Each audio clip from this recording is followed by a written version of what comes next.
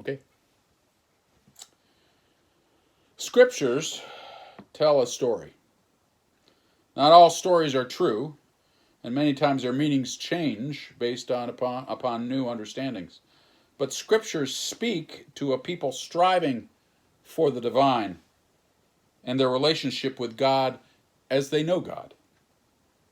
God, of course, surpasses our understanding and just gets more wonderful and bigger the more we know and try to comprehend God. Sort of like the universe in these past centuries. We've gone from an Earth-centered universe to a sun-centered universe to a galaxy-sized universe to a universe expanding in trillions of galaxies to the possibility of a multiverse where our universe is just one of an infinite number of universes. Meanwhile, our stories, our scriptures haven't changed. We need to be like Paul, standing in the streets of Athens, talking to people whose world was made up of a multitude of gods. Paul had a revelation, a new understanding. God, he said, was bigger than people's understanding of the gods. And he tried to explain it in a way using the metaphors and symbols that the people of his day would understand. And we need to do the same. Our more current understandings don't invalidate the past or the people's relationship to God during their time, but the symbols and their meanings need to reflect what God or the Spirit has shown us in modern times. There is no conflict between modernism, modernity, if you will, and science and scriptures.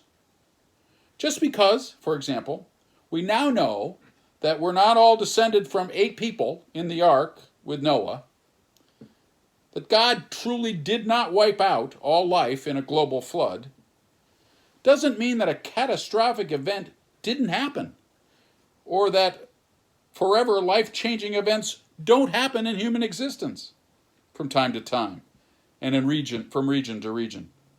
And that people did and will attribute the events to the supernatural because they didn't understand the natural causes.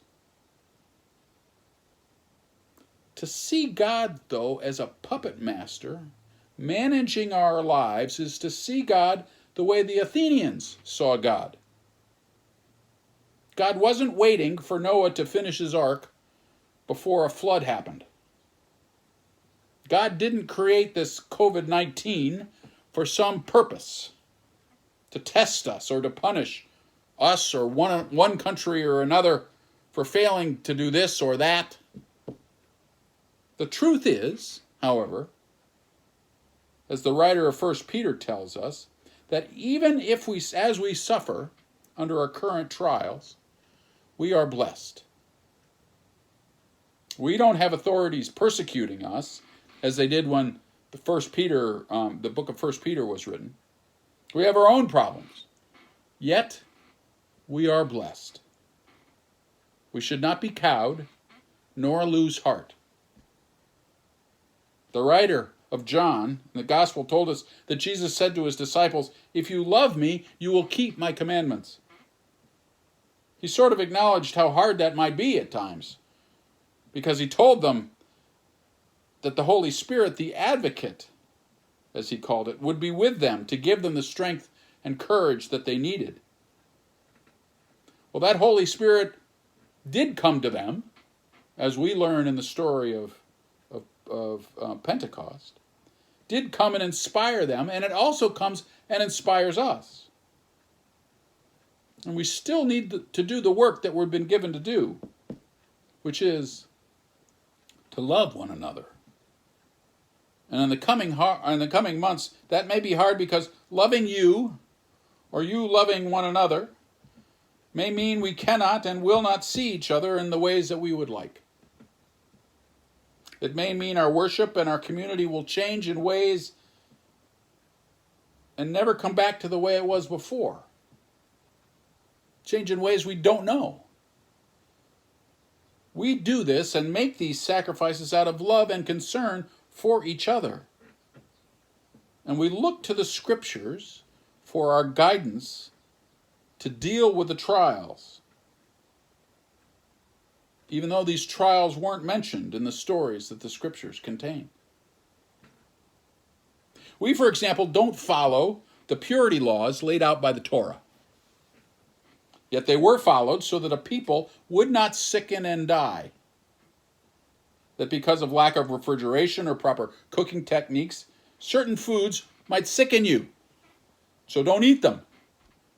That doesn't happen anymore. Touching blood doesn't make you unclean. But failing to wear a mask might mean the person 2 rows in front of you takes a virus home to a compromised individual or spouse. We don't and won't enshrine whatever restrictions we may have to deal with what we're dealing with into sacred texts to be followed religiously millennia from now. But in essence, that's what happened with the followers of Mosaic law. And remember, before Exodus, the laws of Moses didn't exist. They weren't part of a culture. We follow Jesus. Us Episcopal members of the Jesus movement. And he didn't lay down a long set of laws for us to follow. He just gave us the one. And how that manifests is a living and breathing experience that we all share together. Loving you tomorrow may be different than it was yesterday. Love each other, though, we will. Because remember, we are all blessed, rich and poor, sick and well. And God, through Christ, has given us the resources to persevere. I don't know how long we will be in this particular ark that we find ourselves in, to use the ark metaphor, or what the world will look like when we reach the land where vaccines and treatments are available for all. But let us love one another until then. The Holy Spirit, Jesus tells us, will show us the way. Jesus promised that, and promises that still. Amen.